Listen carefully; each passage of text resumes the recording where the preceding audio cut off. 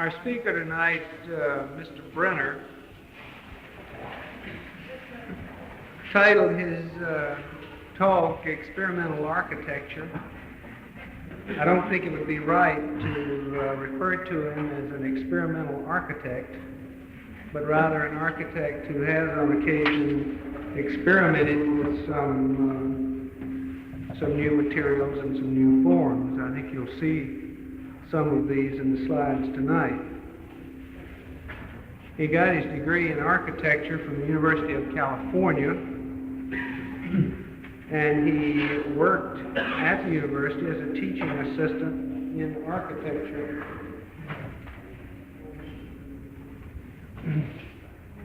His office experience includes 4 years with Paul Williams as chief designer and project architect for a number of extensive projects. He was a member of the design team which produced the Los Angeles International Airport, the County Mall, Federal Building, university buildings at UCLA, resort hotels, office buildings, and private residences for movie personalities including Frank Sinatra and Julie London. He established his firm in Lafayette, Indiana in 1959. Since that time, he has written articles on architecture in many architectural publications, including Architectural Record, Arts and Architecture, Architecture and Engineering News Records, and Plastics World. He has been a frequent recipient of both state and national awards for design excellence, and was honored in 1965 by the Lafayette Junior Chamber of Commerce when he was given their Distinguished Service Award. In the same year, he was named an Outstanding Young Man of the Year by the Indiana State Junior Chamber of Commerce, both for his participation in civic activities and his architectural contributions. So we think it's a real honor to have one of Indiana's practicing architects here with us this evening, Elliott Brenner.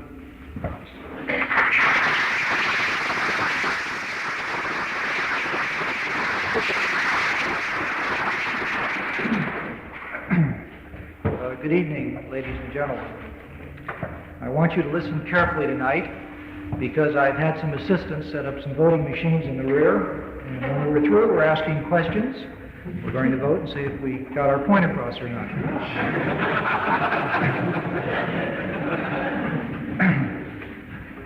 I'm going to acquaint you with a project of mine in Lafayette. It's a medical building for 4 OB-GYNs. Ron Beckman, the director of the Design and Research Institute of Rhode Island, has said that this building is most significant on a number of levels. First, it is architecture conceived and executed from the inside out. Critics such as Arthur Drexler have written predictions that this will become the architecture of the future. One does not look at this building and judge it merely on its facade. In fact, its facade to some extent is somewhat boring in that it's a series of repetitive forms.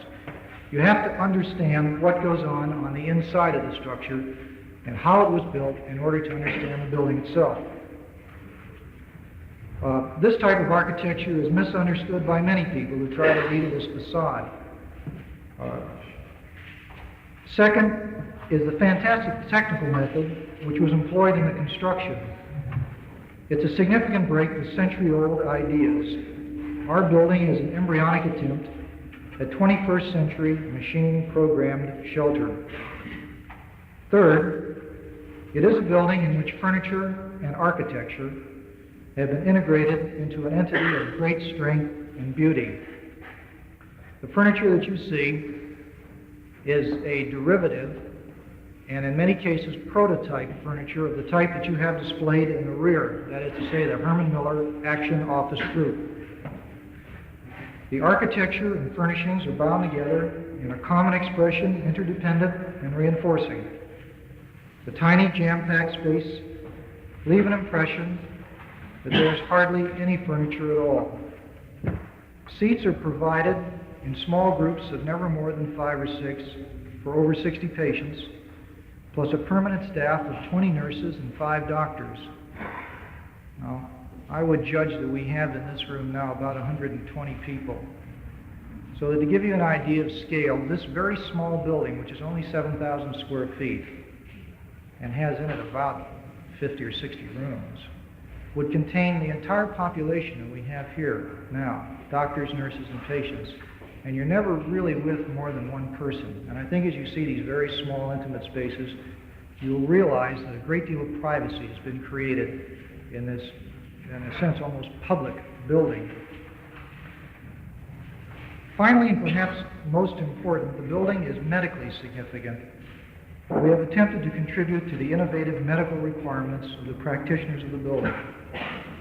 The atmosphere of the building, the presence of receptive, frank, and competent space and furnishings have contributed to successful use by both the patient and doctor.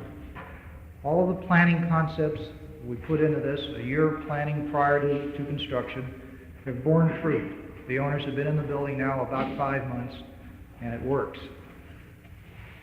The color, light vistas, and quality variance space contribute to the environmental factors, which eventually have much to do with the medical attitude and well-being of the patients. If we could start the slides, I'll attempt to acquaint you now with the construction of the building. If I can move this one.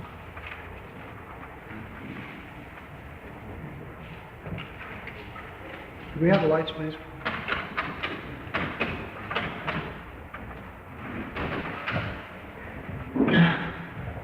Our project is in Lafayette. It's located between the two hospitals in Lafayette, for those of you who know it. It's directly behind Home Hospital. And it's for 4 doctors. The project is extremely unusual in the sense that it's essentially 7 hemispheric shapes joined together in a cluster. The hemispheric shapes are concrete, and they're poured against an insulated styrofoam form produced by a process called spiral generation. Spiral generation is a patented trade name held by Dow Chemical. Dow Chemical developed the process, and in this very rough little schematic, I'll give you an idea of what goes on.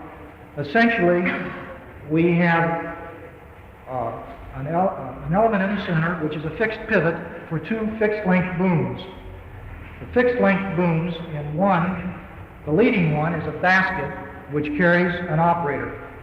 On the rear, we have a machine which thermally bonds sticks of styrofoam, one to another.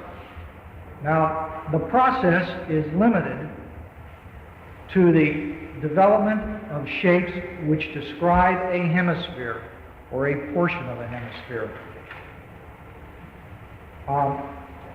Now, the shapes that are thermally bonded are sticks of styrofoam. They're maybe square, they're about 10 feet long, as you'll see a little later on. And you'll see that we're laying a continuous strip of this stuff. Now, in order to get it started, you have to tailor-make what's called a starter strip. And the starter strip is essentially a long wedge.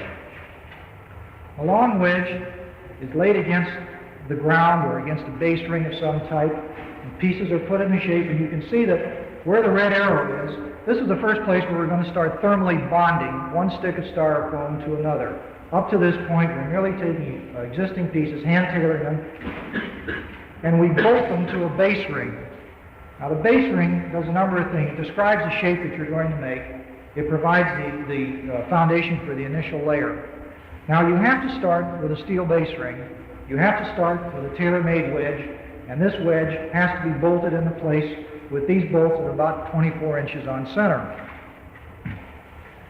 Now, the machine has 2 hot plates.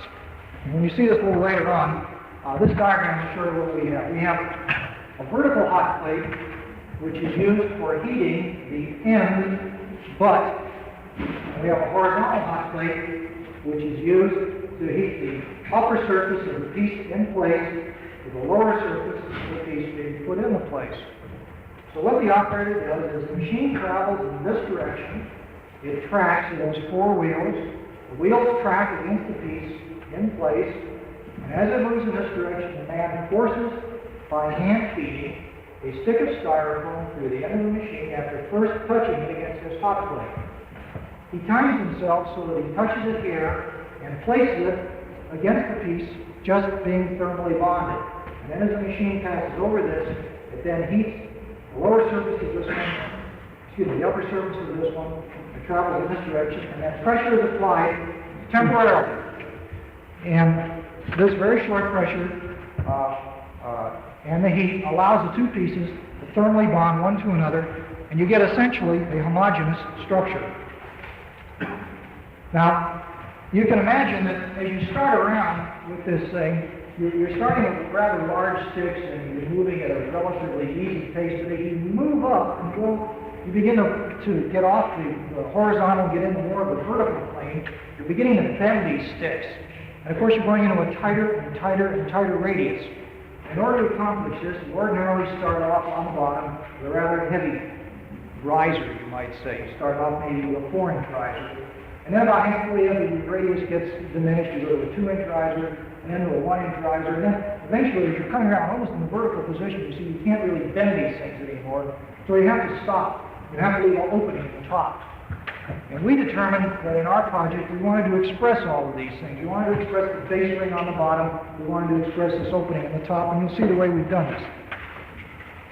Now, if you're starting with a hemisphere, there are a number of things you can do to a hemisphere. You can slice it vertically. You can get a shape something like this.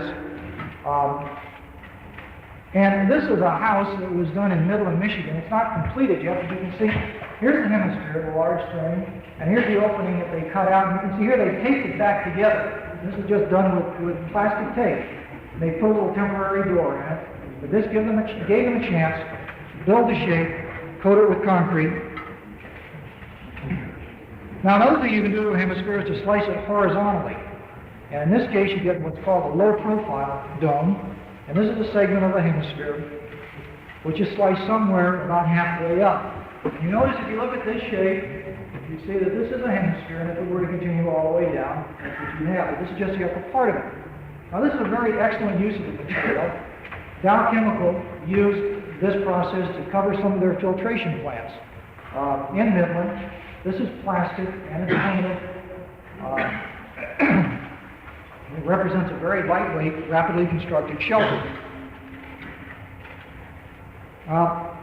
This was the only example of two domes put together that Dow had done before our project, and you can see what they've done. They took two domes and they made a tunnel between them out of styrofoam with flat pieces. It makes kind of an ugly sort of thing here. It doesn't really do the job and wastes a lot of space inside. We asked them if we could work with them in the development of what we would like to call a cluster plan. And that's a series of hemispheres of different sizes, but which would be joined together. Now, you know, it's like joining two soap bubbles. You put two soap bubbles together, regardless if one's big and one's little, wherever they join together, they have the same radius. So you see, we could join a number of different sized hemispheres, put them together, and really make practically a uniform sized arch for all of the intersections. And that's what we decided to do in our project. Now, this is the plan of our project. And I'll go through this just very briefly, but I think you have to really understand what goes on here in order to appreciate what develops later. You know, in starting a project like this, you don't start off with the idea, I want to do a round building made out of bubbles, because that's kind of ridiculous. You really start off on the other side. You start off with a program you define and say, well, what's the most economical shape that we can come up with? I mean, how do these spaces interrelate one to another? What do we have to work with? Well, in our case, we had 4 doctors. Each doctor required an office of his own, a place that he called his home base. And he wanted this identifiable from the outside and also from the inside. And so we gave them an office. We gave them 4 identical offices located on the periphery of a large cluster. Now, in each one of these individual domes, we have a waiting room, a toilet area, 2 exam rooms, and a consultation room. These are all connected with a very small corridor. This corridor is only 6 feet in diameter, like so. The area over the top of each of the centers is left open and covered with plastic. So we have daylight streaming into this area, lighting this central area and the waiting rooms. The center dome has become known as the mother dome.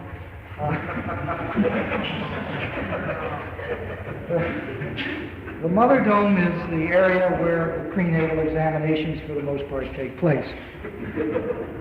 Now, we did a time study on our doctors, and we discovered that the average woman when she was really, really doing something besides just sitting in the waiting room. She was in the building about 9 minutes.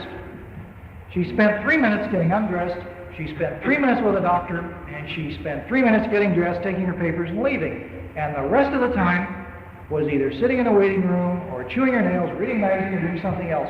And we said, well, now this just doesn't work. A woman is pregnant for 9 months, she goes to a doctor every 3 weeks, and it's kind of ridiculous to think that she should waste 2 hours of her time every time she has to go.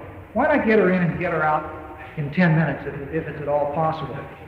And so we went to a separate circulation. We have an outer corridor that connects the doctor's units. In this outer corridor, generally speaking, we have the GYN patients. People who use these domes are in the building for a long time. They have half-hour examinations to 3/4 of an hour. But the gals who use this area in here are our runners. These are our pregnant women, and they're in and they're out.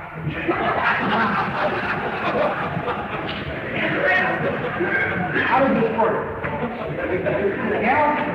The gals come in here, they check in at the desk, and they go into this inner corridor, which is really reserved for just their circulation. It's essentially a one-way system. They come in here.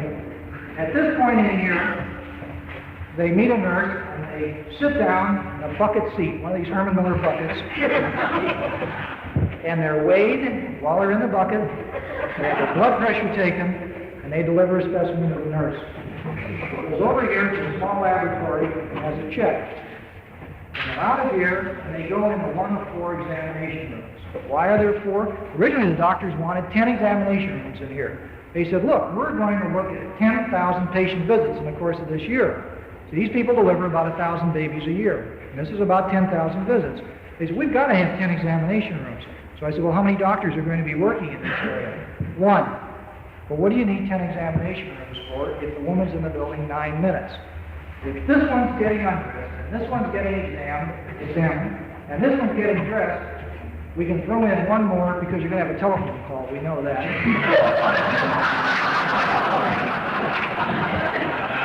And that's really all you need.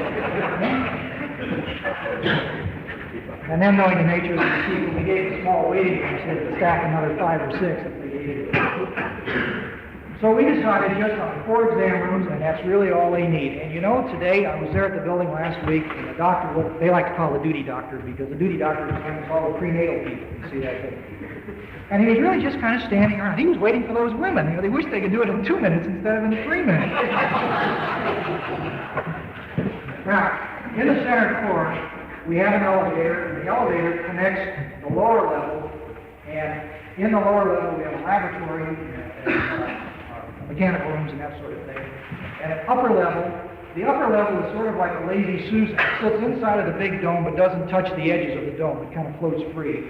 And on the upper level, we have the staff area, conference room, a place for the doctors and nurses, really an area for them to get away from it a little bit. This dome is a business dome. We have the receptionist, we have the bookkeeper, we have a fireproof file that's available to everyone. We have typists, and we have a business secretary that handles insurance forms and billings and that sort of thing. The typist area is connected to each of the consultation rooms and to this little nurse's station and this nurse's station by a conduit, which presently houses dictating equipment. But it's set up to handle a closed-circuit TV. We feel that within a very few number of years, this area will be sending the information that's kept in the files to each of these areas, some sort of a telemetry system. And if the doctor needs to make a note or something, he'll have some sort of a copy machine, similar to what, I guess it's Ampex is bringing it out now. And he can run off a copy of what he needs, make his notes during the day, and return it to the nurses at the end of the day to type up the records and store them. So at the present time, we're doing this by dictaphone and by runners, but we expect to do this by television very shortly. Now, the waiting room is not a waiting room for patients at all. Sure, occasionally they're going to have backups and patients are going to have to go out there, but the waiting room is for the families of the patients. And that's why it's placed on one side. Because when mom comes in here with dad, we send dad over here, and we get mom over here. Mom gets her work done, she comes out, she sees dad, and she leaves. She brings the kids into their little area here for the kids to play. So this is the thinking behind it. So when you go through these 7 functions, they fall very logically into this sort of a plan. We had a very tight site. And because we had such a tight site, we're actually out to the building line at each one of these points here. Like so. It's not the best way of doing it. You'd like to always pull things back as much as you can. We eventually tried to create a small courtyard over here. But at least with a round, you're only touching it really right at the tangent area. So that visually, you tend to pick up the space and you don't really realize how close you are to the street because it's just a single point. Now, let me go on. This is an early sketch. We did it so fast, it's not really a photo. But you see it's a very simple thing to make. There's a series of domes, and then of course we have little bubbles on top. And after we did the floor plan, I sat down with the clients and we said, now look, this seems to be the best area for you. This seems to give you the best relationship of one space to another. And we're going to have to express this some way.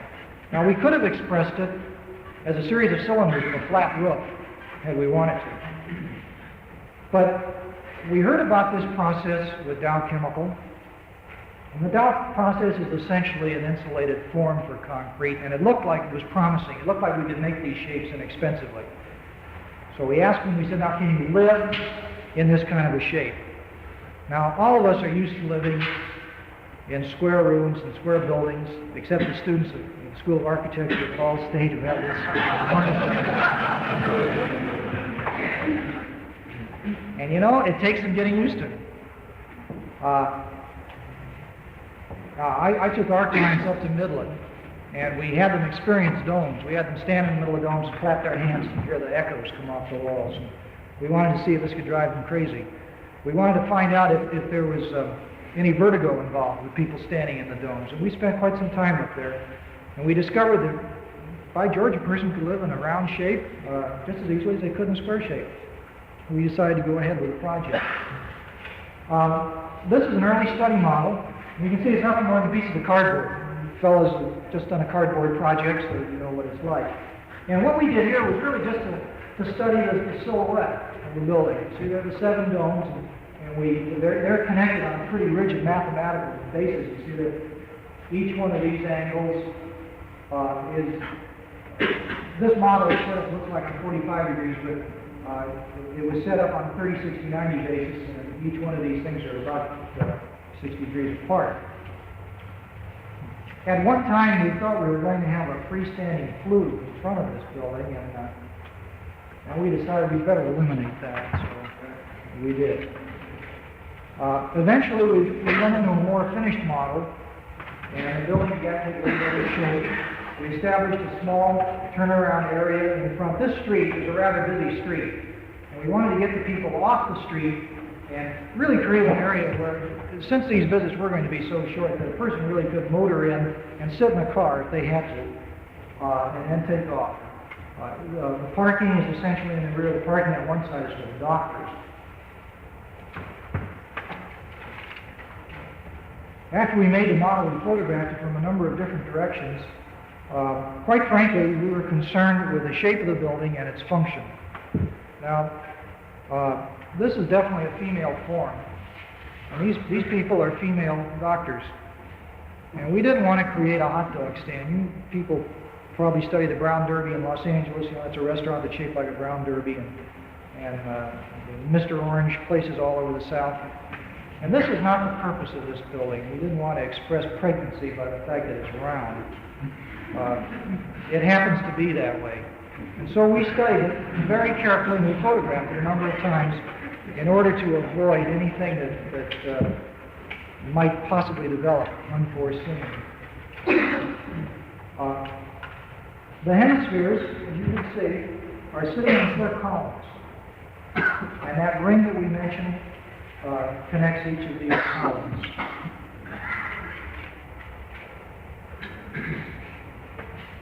The columns were formed only the top 4 feet. There was a piece of cardboard tubing about 4 feet long, about this to scale. And the rest of the so-called footing is a post hole filled with concrete. Now, the reason we went to this type of thing is that if one were to dig a round footing, it would be pretty difficult to do with a machine. In fact, it would be darn near impossible. And to do this by hand would be very costly and time-consuming. Third, our site contained old houses. And some of the houses had basements and some didn't. Some had slabs and some didn't. We weren't really sure where the natural ground was. So the easiest thing to do was to go out there with a post hole digger. The post hole digger dug a hole until he got down to good solid clay. He went into the clay about 12 inches and he stopped. He went on to the next hole. And then we filled the hole with concrete, formed the top, and in the top of the forming we placed a bolt. And each of the bolts has a double nut setup, and the double nut setup is used to level an angle which was put in place next. Now this is the angle on the sketch. The angle bridges from one column to the next. There's a slotted hole in the angle to allow for adjustment in 2 directions. The angles were set together. They were welded. The entire ring was leveled. Now the ring had to be true within 1/4 of an inch of the circumference or the machine would not spin. Bear in mind we're spinning a hemisphere with a machine with a rigid arm. It would be like wearing a leg cast or an arm cast. You just can't bend that thing. That's why it can only do a hemisphere, you see. If it was an adjustable arm with some kind of an elbow or a knuckle in it, then this wouldn't really be very important because that thing could be out of line to a certain extent. But it was very important that this angle fit. We put in a base ring for each of the domes, and when we got all of them done, we looked a little like that well-known beer symbol, the intersecting rings. In the center of each dome, we formed a temporary slab, 2 feet square, and it was at the finished elevation of the finished floor. And on that temporary slab was mounted a short temporary steel column. Now, in our building, the distance from the top of the slab to the pivot point was about 24 inches. And this column was then tailored for that dimension, you see. Now, where we had a basement, the column was actually 12 feet long, with a 10-foot basement and then 2 feet more going up to this pivot area. And this is one of the limitations of this process. Once again, going back to the fact you can only spin a hemisphere, it has to be from a stable point, and that stable point cannot be any lower than the equator. We couldn't build anything on it with a negative angle to it. It had to start level and spin up. Now the first stick of styrofoam is put into place with bolts and very large plates to distribute the load from the nut head into the styrofoam itself. And you can see that this is essentially a wedge, and you can see that this is a single piece from here to here. They're about 10 feet long, and they've been hand-tailored and prefabricated and in place. Now, here's our pivot point. Here's a rigid arm carrying a basket with a motor. The motor is used to drive a tracking wheel to move the basket, in this case, from right to left. There's a following arm, and here's a guide which goes around to ensure that it is going around the circle. And these are the motors and the generators which are used to provide heat for a machine on the end. You'll notice the smoke coming out from the end of the styrofoam. Now, styrofoam is what's called a self-extinguishing plastic. By that, you can burn it if you hold a match to it. However, once you take the match away, the material won't burn, it'll snuff out. But as long as you apply heat to it, the material does tend to retain a certain amount of the heat. It does tend to go into sort of a semi-plastic state for a very short time. And this man has to take this stick and almost immediately touch it to the piece in place where he transmits a certain amount of heat and gets his thermal bonding.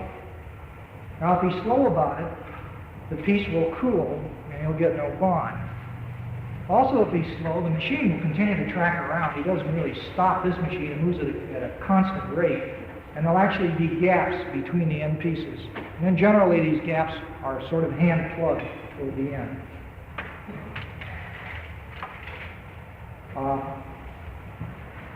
You'll note here is the vertical plate, and here's the horizontal plate. The tracking wheels are in this position. The man is at this point heating the end. He'll place it against this as this machine moves here from left to right.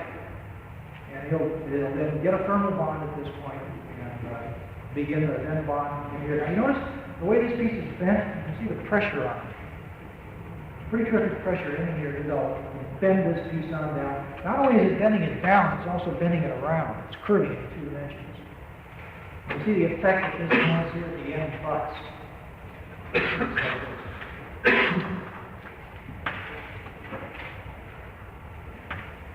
Now you can see he's heated the end piece, placed it against it. Now the machine is tracking over it, beginning to grab this one and bend it down and firmly bond it.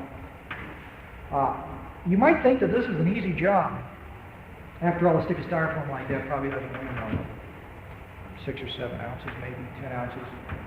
Doesn't weigh anything, but this fellow has to keep placing it hour after hour. It took about 14 hours to spin this big mill here and back. It took about 4 hours to spin this one. This fellow spun a dome every other day. While the rest of the crew set up for the next day's operations, we had him in the hospital getting a massage on his shoulders and arms because he was just exhausted from placing this stuff in every day. After the second day, he needed treatment himself. You can see that the stick is straight, and you can see that this particular piece is about 4 inches square. So you can imagine the pressure that's developed within this machine to bend this hopefully without breaking it. Now, I mentioned that this particular dome took about 12 hours to spin.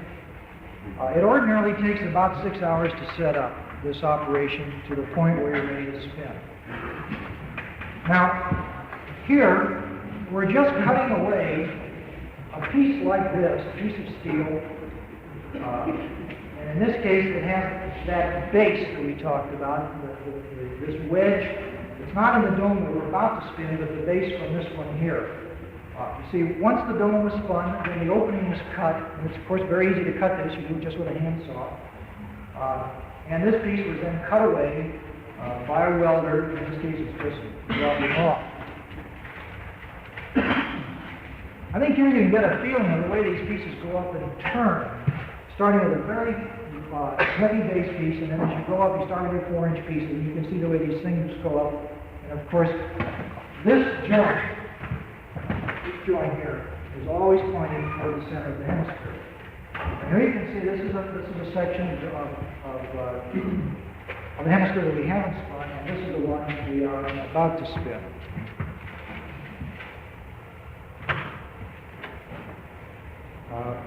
In this case, we had a basement under the large dome, and these columns came down and rested on just a block foundation wall. Now, after all the domes were spun, a man went onto the surface of the dome and repaired such areas as weren't actually bonded by the machine, if there were any serious breaks. The domes were designed to carry 50 pounds a square foot of superimposed load. That's just plastic. 50 pounds a square foot of superimposed load. You see there's a fellow sitting up there, and that man, an average-sized man, probably weighs 175 pounds. There's no deflection involved in this. No giving. One of the problems you have with this is that the dome will tend to creep over a number of years. This is a problem they haven't solved with polystyrene yet. As far as initial deflection or load carrying capacities, it's really excellent because you're using the styrofoam in compression. This is its strongest dimension. Now the openings, once they were cut out, the piece that was cut out was saved, and we then tailored it and put it back in and glued it with epoxy to form a contiguous structure. Here you can see it. This dome has been spun within the large dome and hasn't yet been tailored and put together.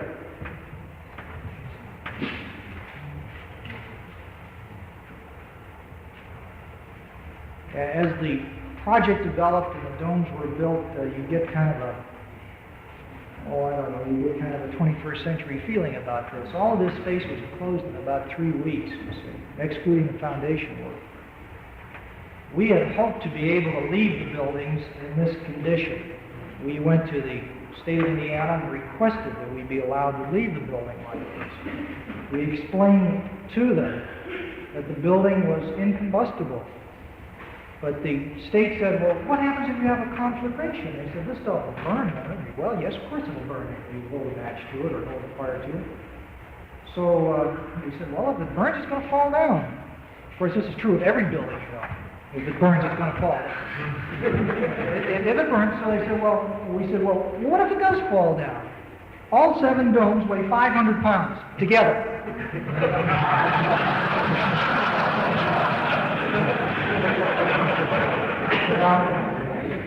No, they said, you have to fireproof this. And he said, you do the usual things. You put fire retardant plaster on the inside, you put concrete on the outside, and that'll make us happy.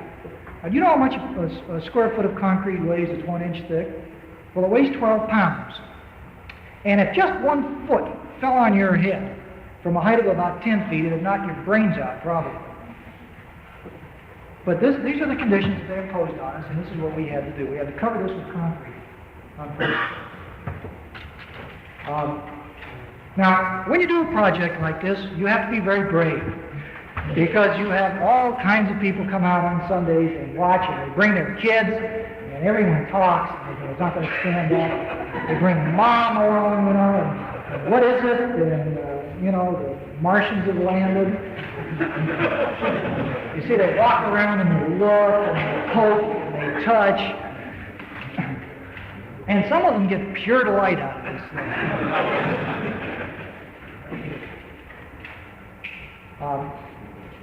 I felt that there was a kind of grace to this thing when it was in this state, and we had hoped to, as I say, to be able to leave it like this.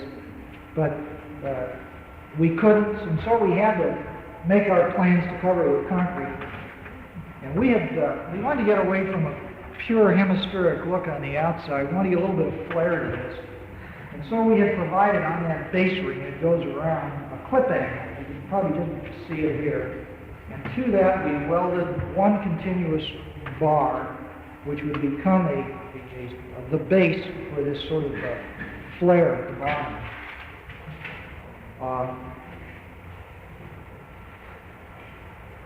Gunite, as you may or may not know, is a pneumatically placed concrete. It's a mixture of sand, cement, and water. It's pumped up and placed on the building. And in order to prepare for it, we had to form the bottom with plywood in order to catch the bottom edge of this stuff as it comes down. Here's our ring going around, and then we had to reinforce the surface with a steel mesh. We wanted to build the concrete out, but since we didn't need more than about 1.5 inches of it for structural purposes, and the aesthetics that we wanted called for about 7 inches, we built it out with styrofoam. We have about 6 inches of styrofoam applied at this point, and the concrete just goes over that and covers it. The mesh was held in place by pins, and in most cases, this mesh was tied to chairs.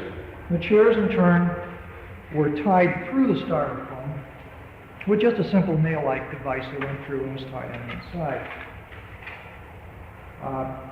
The gunite is mixed on the site by skilled workmen. Here they're mixing sand and cement. They're straining it through just a simple screen mesh, and it is then pumped up and mixed at the nozzle and placed on the dome. Now, this process of applying concrete went on and on and on. It took us a very long time to place it. Actually, in work time, we probably put all the concrete on in, I guess, about 5 weeks. but it took us about 5 months to do it. Unfortunately, we started at the end of November.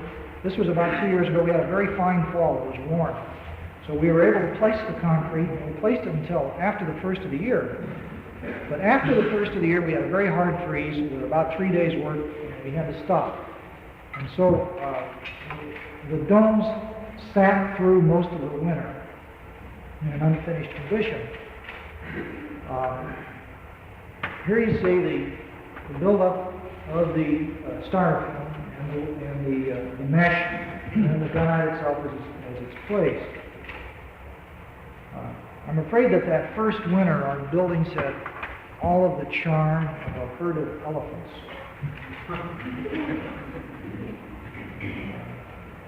They were dirty and gray and just not very exciting. Sort of sad.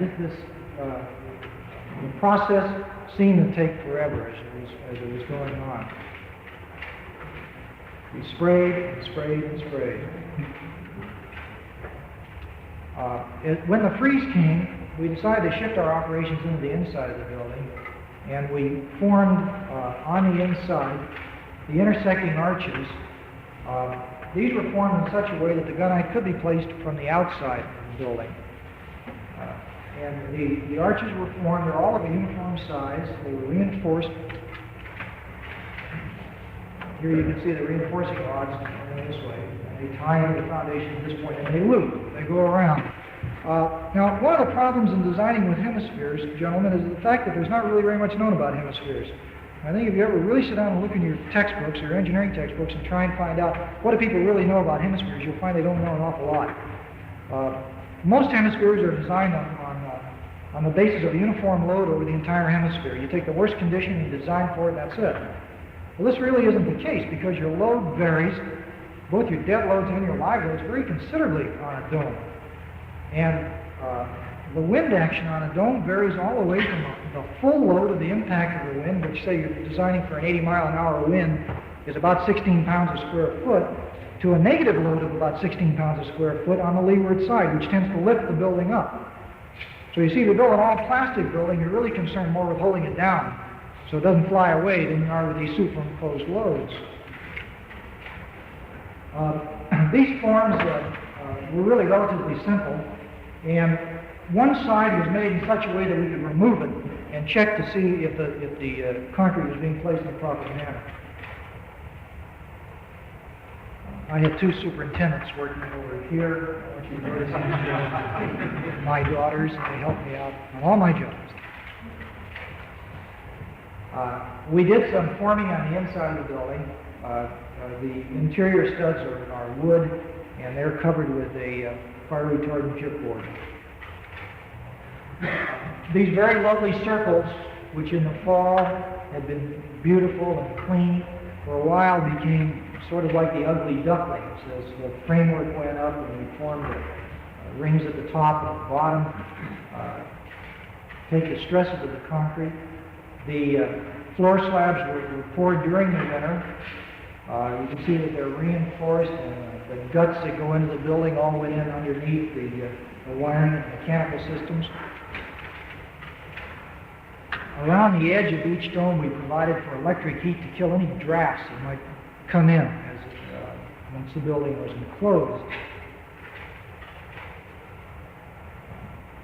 The slabs were gradually finished, the ductwork was prepared, and as this process went on, it took most of the winter to do this work, this first winter.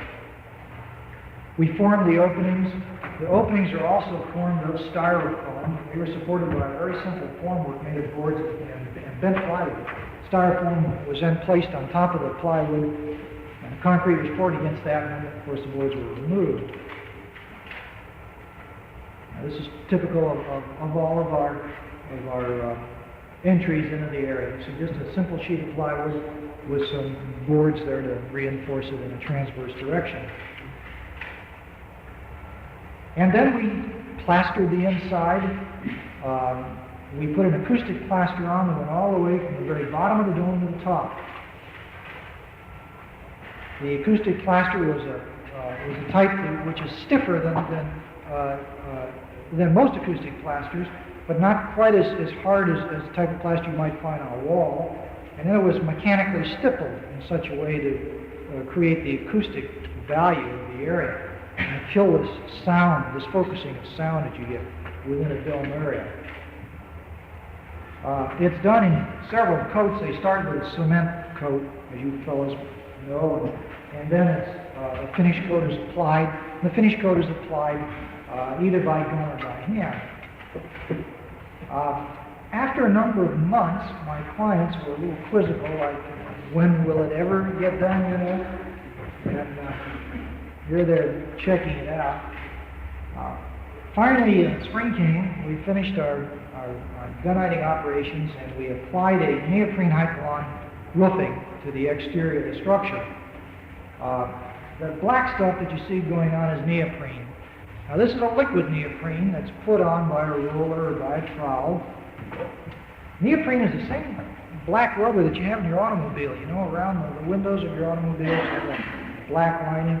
Well, that's a solid neoprene that's extruded. This is a liquid neoprene that's put on and is applied over the entire dome. It really becomes sort of a raincoat for it. It forms both the roofing and the exterior material, the color for it. You can see it's put on with rollers, and you get a very tall man, in this case, and he reaches up very high and covers most of the area. And then the material, the exterior material, which is hypalon, is put on top of that and just floated in place. And eventually we got this outside done, and this is the way it looked as we began to work on the inside of the building. I'd like to ask this gentleman to change the slides, and I'm going to take just a few minutes more to show you the inside of this building. Go through this, I hope, rather rapidly, and to give you a feeling of the furniture and the mating of what goes on the inside.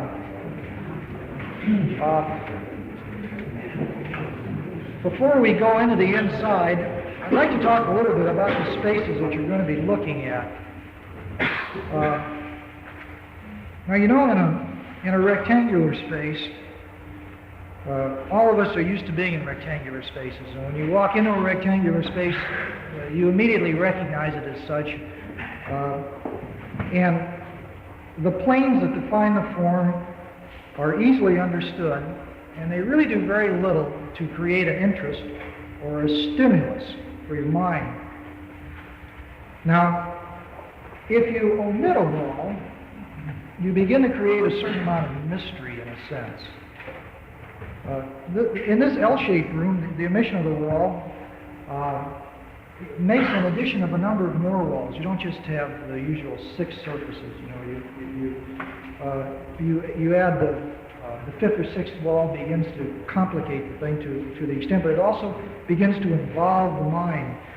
That is to say, all of the conditions of the space are not immediately available to the mind. Perhaps in order to protect us, the mind begins to involve the observer. He begins to become a participant in the space rather than just an observer. He may do this just to protect us, we don't know. But this involvement reinforces the visual interest and stimulus of these buildings. But when you get involved in a curved form, it changes all the conditions that are involved. You take a building like this, there are all sorts of things that allow you to acquaint you with the structure and give you perspective and depth. I mean, here are the columns marching down the street. And there are the modules up there, all marking off a quarter column distance or a third, or whatever the case may be. And in many contemporary buildings, the module is conveniently expressed in the sidewalk, so that you can see what the module is. You begin to get acquainted with the scale of the structure, and you find that there are 4 of these little things, you put one of these, and all the perspective is there, and there isn't anything difficult about it. But in a round form, you don't have any of these things, because the distance, the perspective distance, is the farthest point in the room, you see, and everything seems to be that distance, even though it isn't. Now, anticipating some of this, we tried to create with our pillars a rhythm that was consistent throughout the structure, so that we could have this sense of scale and distance inside of these spaces. And these columns, which are located 9 degrees apart, are 9 degrees apart all the way through the building. And anyway you're in any space that you're in, you see a certain number of columns. So for every peripheral arc degree that you walk, there's a relationship here.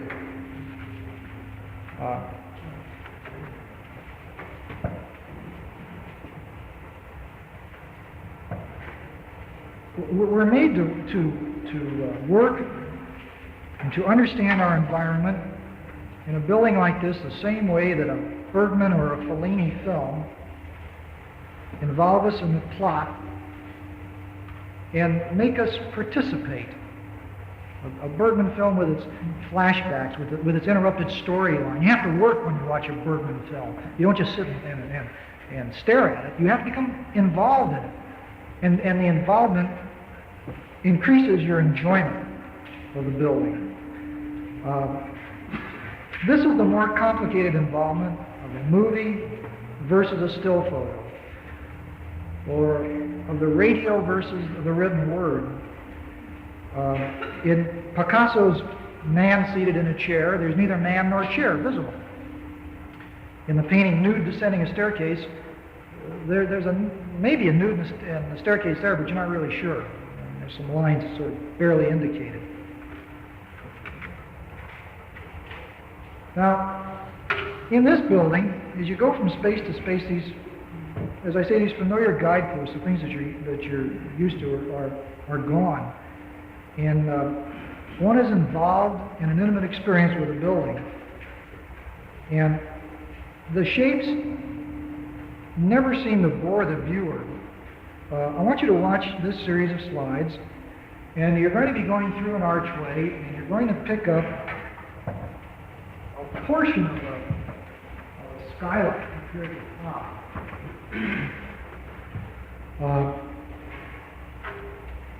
And you'll note that as you go through it, it changes shape, almost like a cartoon. And you see it like the moon rising or the sun rising. You begin to get this different effect, this different feeling as you go through these interior spaces. And we felt that this variety was a very important psychological event in the term of the pregnant woman, because the pregnant woman has a tendency to get very bored the last several months of the pregnancy, and she needs a certain amount of visual stimulus. She needs a lot of support. Now, the impressions on the inside are a series of halls and nooks and areaways that are very brief. They appear as a series of very flash impressions, and they're similar to the very quick views of the movies that I mentioned a moment or so ago. As you go down the corridor, you see one area open one side, then you see it open to another side. The inside of the building is essentially monochromatic. It's almost an off-white, and the spots of color indicate the areas where one does some form of activity. The arches that connect one space to another on the inside are white, and the arches that connect the interior space to the exterior space are a bronze color, same color as the exterior of the building. And so as you go through this and you come to an arch, if you want to go to the outside, obviously you would go through one of the bronze ones. And the bronze color was selected for a number of reasons. Bear in mind an earlier statement of mine, we wanted to stay away from any sort of suggestion of a female form. That means you don't paint this building pink or white or brown, any of the skin colors. And you don't paint any of the ice cream colors, pastels, strawberry, lemon, lime, that sort of thing. So we decided to go to an earth tone. We felt an earth tone would be more acceptable to the psychology of the structure. We had hoped for a better color than the color we got. Frankly, the color we got is not good.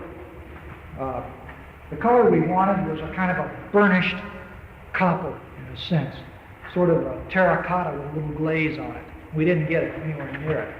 We got kind of a bad yellow.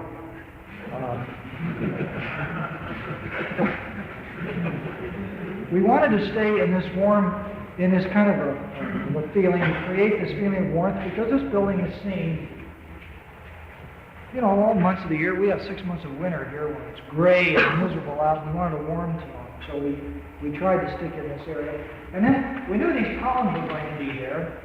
And to go back to the architecture of a space like this, you know, it comes down, and if you're not careful, you could walk into this curve. And so we wanted to warn people a little bit, and so we set the columns that carry the dome in toward the inside of the area, and then we painted them the same as the exterior color, and knowing it was going to be this color, it's sort of a warning color. It's the kind of color you expect to find in a stopping zone, you know.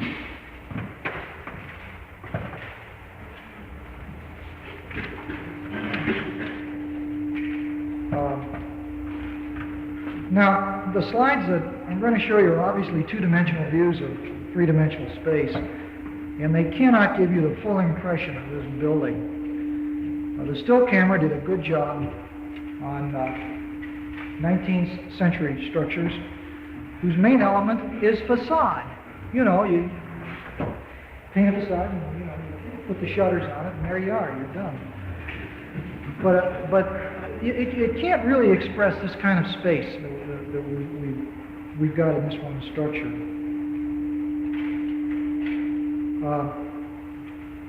You know, most of our structures are rectangular by choice, and that's the choice of the designer or the manufacturer, not the owner himself. No one insists that the rectangular space is the ideal functional space. In fact, in a space capsule, which is not designed for resale value, no one really seems to miss the box that it's shipped in.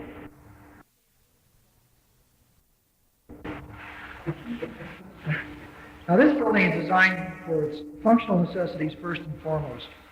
The shape is a result of the study, first, of the interrelationships required of the function, and secondly, by the economics dictated by the floor plan. Its aesthetics are the results of its manufacturing process, and not the reverse.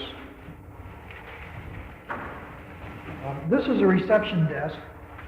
The furniture in the building was manufactured by the Herman Miller Furniture Corporation. The furniture is designed by the George Nelson office in New York. This furniture that you're seeing here, all the desk furniture, is essentially prototype wall-mounted action group furniture. These desks, the writing areas, are cantilevered off the small partition in front. You'll probably recognize some of these storage elements. I think you have some of these back there. And of course, this is a file. And this comes, in this particular case, you see, with a flipper lid in front, which lifts up and hides the contents. These are portable units, wall-mounted, and you really just buy as many as you need in an area for storage.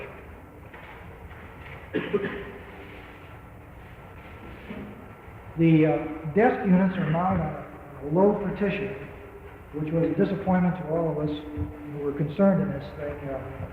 It was designed originally to be freestanding with a kind of a recessed base, and it seemed that the economics of the entire project dictated we'd have to go to this. This is an outgrowth of Delaney's business at Kentucky. Now, this is in the waiting room looking back at this reception area, and we kept these skylights in each of the domes so that we have sunlight drifting down through all of the buildings. They come in and they pick up a little nook here or a little area there, and they really fill the building with light. You feel it that the atmosphere has been somehow or other kept away from you for the moment, but there's the building and you're inside of it. Now, we don't have any windows really in the building. We have this glass. This is a special glass. It's a glare diffusing glass. It captures the outside sunlight and scatters it on the inside. That is to say, it washes the walls in a vertical manner with sunlight. There are no shadows created. You notice around these columns, even though this is direct sunlight shining on this window, you don't see any shadows there. That's because this light has been scattered by the glass. And one really doesn't miss windows. I mean, here's a view out of the window. What do you need a window for, you know?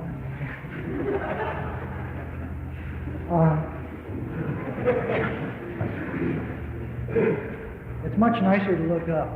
when you look up, you don't see any of the ugliness around you. You just see the blue skies, God made it, occasionally a bird, trees, that sort of thing. This is a little business office. When we go into this area, you'll see that the gal who works in here has a desk to work at, a tackboard to put up notes, storage areas above and adjacent to her, and then a conversation area directly behind her.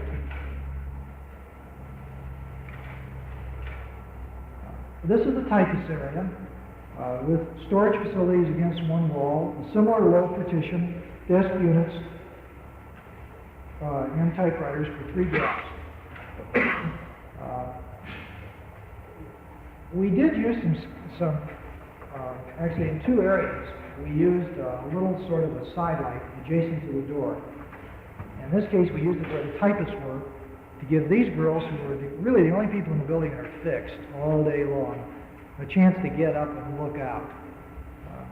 I don't mean to be contradicting myself, but the rest of the people in the building are in motion. But these 3 gals that are here are really stuck all day long, except for coffee breaks. So we felt that they should have a little bit of an opportunity to look out.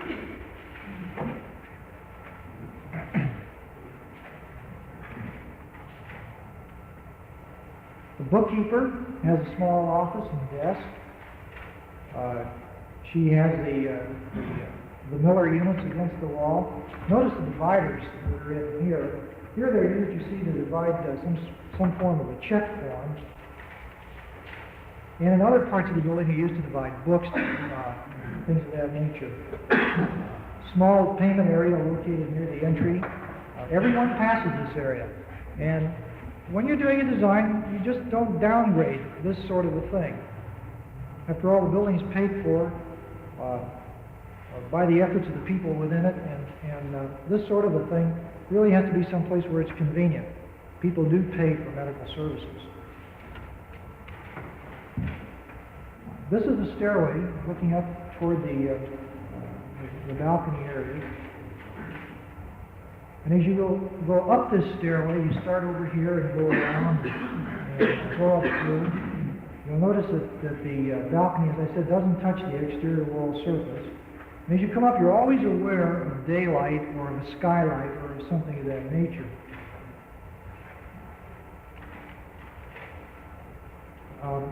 This is an area for the nurses to sit, have a cup of coffee. They can look down, they can participate in a sense with some of the things that are going on down below them. Or they can sit in groups and talk. The doctors have a little area of their own. They have better quality chairs, a nicer table, some storage facilities and telephone. And they've made a little collection of some of the cartoons that we made about our building.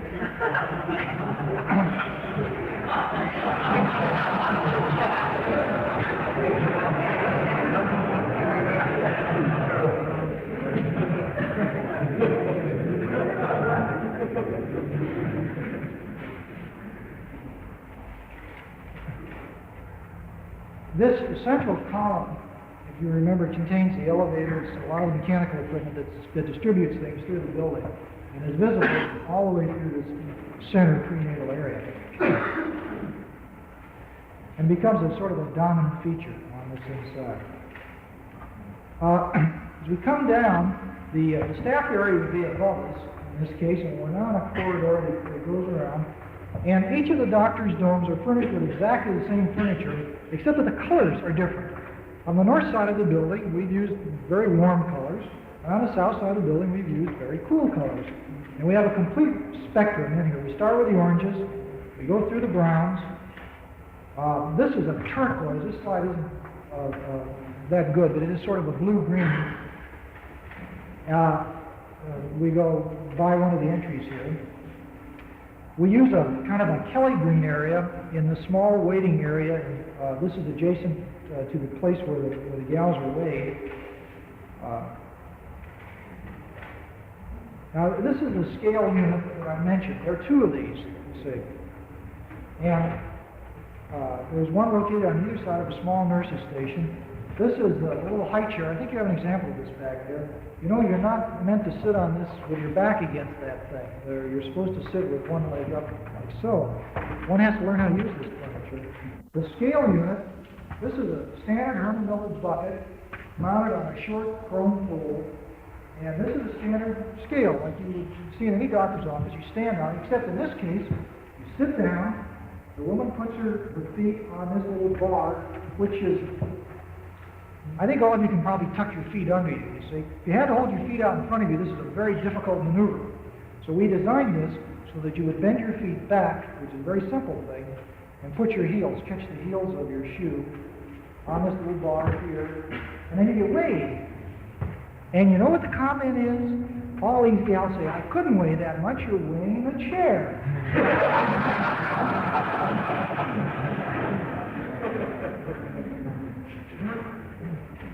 See, as we go around, we see all these little areas. Now, as you look one way, you see two chairs. As you look back, you see a bench. And the benches relate in color to the chairs and to the color scheme of the entire suite. And as you go into a little waiting room like this, you see there's no real ceiling over the top of this area, and so you are aware of the dome. You see the partitions just as partitions as these things are sitting in here. This little Quonset area back in the back there. And so you're aware of the partitions just as partitions. You feel a dome going over you. You see the skylight on top. The only place where we do have ceilings are in the exam rooms. Now, of course, the exam rooms in the prenatal area was no problem there because we had a second floor over it. In this area, we do have ceilings, and the reason we have ceilings is to kill sound, primarily. The people who are in these exam rooms, we wanted to have it as private as we could. Now, as you go into this space, notice the change again in the skylight and the relationship of the circles. This is the sort of building that camera buffs can have a ball. As you go through it, there seems to be an endless number of views captured.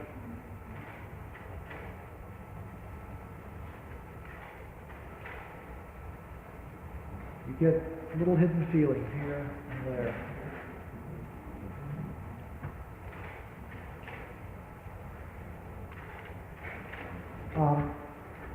The last slide showed the nurse's station front view. This is the side view of it.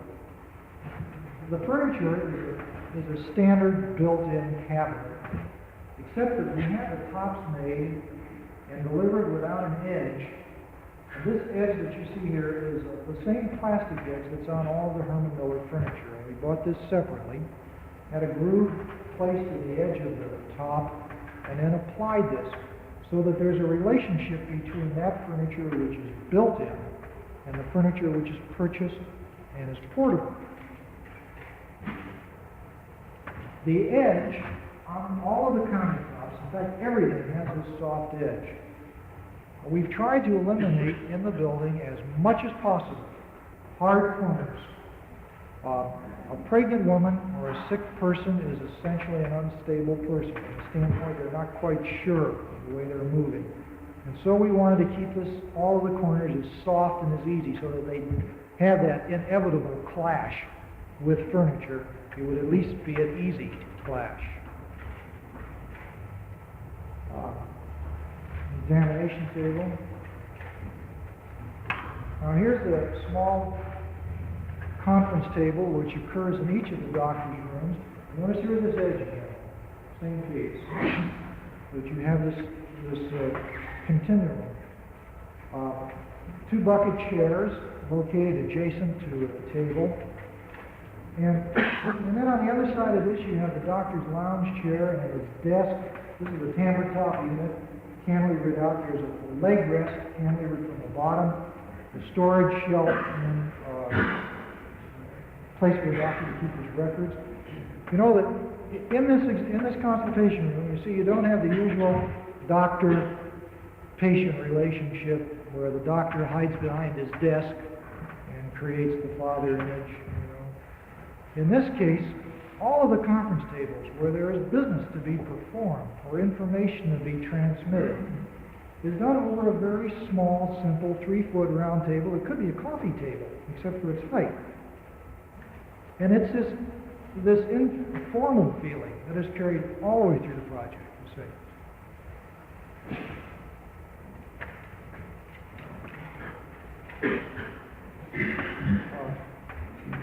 George Nelson designed this communications outfit. It embodies a place for a telephone and dictating equipment. It has a slide-out shelf for storage. There's a little tackboard area back in here. This portion here is a vertical bin file. And the doctors get their daily records in there. The patients that they're going to see, files are brought in and placed in this area. Then they can take them out and work at them at this table or their desk, or here if they want to, this is a little pencil drill. This entire thing is on wheels. It was portable. It can be moved around inside of the space. This is the desk with the top open. You'll notice that there are 3 small drawers below the desk, small shallow drawers for pencils and papers and things of that nature. Did they explain the philosophy of the action thing with the desktop, the tambour top? Well, you know, when they brought out the line with these tambour tops, you notice there's a very shallow dimension here, about 4 inches. And the feeling is that if you have a desk without a top, you see, you let your work pile up. Well, if you have a top on it like this, you can't let your work pile up, because when you slide the top, it'll go on the floor. So the thing is, get your work done, and only have on your desk what you really need. To the left of the desk unit is a locked file bin area and additional storage. This is a desk that occurs for one of the nurses. You see, it's a very inexpensive little desk. It has the same side panel, but it has no top. A couple of drawers. Once again, it can be without. And here's your racing board and the chair. In this case, the dividers are used to divide certain types of medical literature, which is given to the patients.